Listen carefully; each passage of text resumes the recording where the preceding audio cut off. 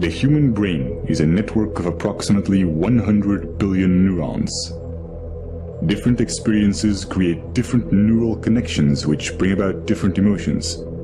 And depending on which neurons get stimulated, certain connections become stronger and more efficient, while others may become weaker.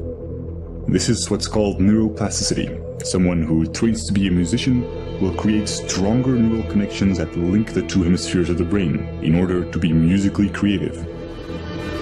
Virtually any sort of talent or skill can be created through training. Rudiger Gamm, who was a self-admitted hopeless student, used to fail at basic math, and went on to train his abilities and became a famous human calculator, capable of performing extremely complex mathematics. Rationality and emotional resilience work the same way. These are neural connections that can be strengthened. Whatever you are doing at any time, you are physically modifying your brain to become better at it. Since this is such a foundational mechanism of the brain, being self-aware can greatly enrich our life experience.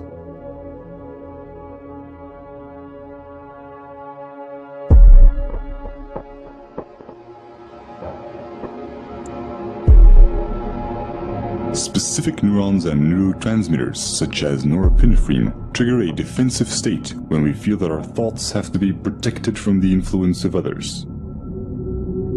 If we are then confronted with differences in opinion, the chemicals that are released in the brain are the same ones that try to ensure our survival in dangerous situations. In this defensive state, the more primitive part of the brain interferes with rational thinking, and the limbic system can knock out most of our working memory, physically causing narrow-mindedness. We see this in the politics of fear, in the strategy of poker players, or simply when someone is stubborn in a discussion. No matter how valuable an idea is, the brain has trouble processing it when it is in such a state. On a neural level, it reacts as if we're being threatened, even if this threat comes from harmless opinions or facts that we may otherwise find helpful and could rationally agree with.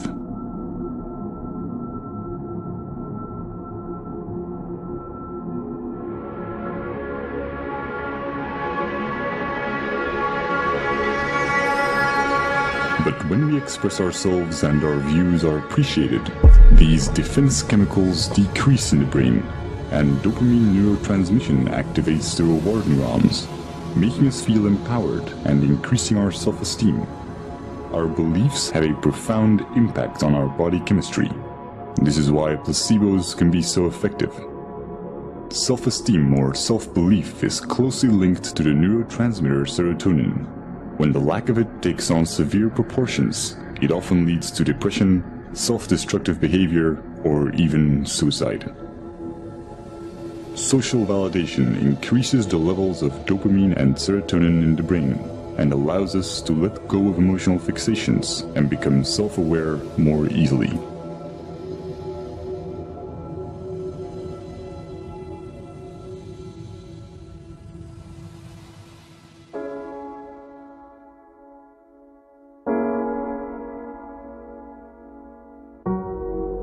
Social psychology often looks at the basic human need to fit in and calls this the normative social influence. When we grow up, our moral and ethical compass is almost entirely forged by our environment, so our actions are often a result of the validation we get from society. But new developments in neuroscience are giving us a better understanding of culture and identity. Recent neurological research has confirmed the existence of empathetic mirror neurons. When we experience an emotion or perform an action, specific neurons fire, but when we observe someone else performing this action, or when we imagine it, many of the same neurons will fire again, as if we were performing the action ourselves. These empathy neurons connect us to other people, allowing us to feel what others feel. And since these neurons respond to our imagination, we can experience emotional feedback from them as if it came from someone else. This system is what allows us to self-reflect. The mirror neuron does not know the difference between it and others, and is the reason why we are so dependent of social validation and why we want to fit in. We are in a constant duality between how we see ourselves and how others see us. This can result in confusion in terms of identity and self-esteem, and brain scans show that we experience these negative emotions even before we are aware of them. But when we are self-aware, we can alter misplaced emotions because we control the thoughts that cause them. This is a neurochemical consequence of how memories become labeled and retrieved, and how they are restored through protein synthesis. Self-observing profoundly changes the way our brain works. It activates the self-regulating neocortical regions, which give us an incredible amount of control over our feelings. Every time we do this, our rationality and emotional resilience are strengthened. When we are not being self-aware, most of our thoughts and actions are impulsive. And the idea that we are randomly reacting and not making conscious choices is instinctively frustrating. The brain resolves this by creating explanations for our behavior and physically rewriting it into our memories through memory reconsolidation, making us believe that we were in control of our actions. This is also called backward rationalization, and it can leave most of our negative emotions unresolved and ready to be triggered at any time. They become a constant fuel to our confusion, as our brain will keep trying to justify why we behaved irrationally.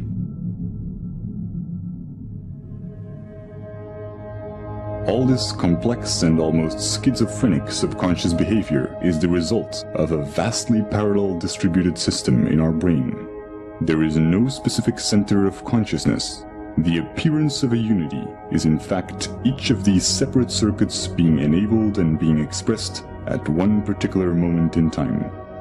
Our experiences are constantly changing our neural connections, physically altering the parallel system that is our consciousness.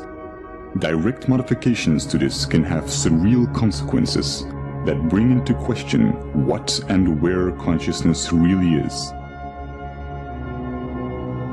If your left cerebral hemisphere were to be disconnected from the right, as is the case in split brain patients, you would normally still be able to talk and think from the left hemisphere, while your right hemisphere would have very limited cognitive capacities. Your left brain will not miss the right part, even though this profoundly changes your perception. One consequence of this is that you can no longer describe the right half of someone's face, but you will never mention it. You will never see it as a problem or even realize that something has changed. Since this affects more than just your perception of the real world and also applies to your mental images, it is not just a sensory problem, but a fundamental change in your consciousness.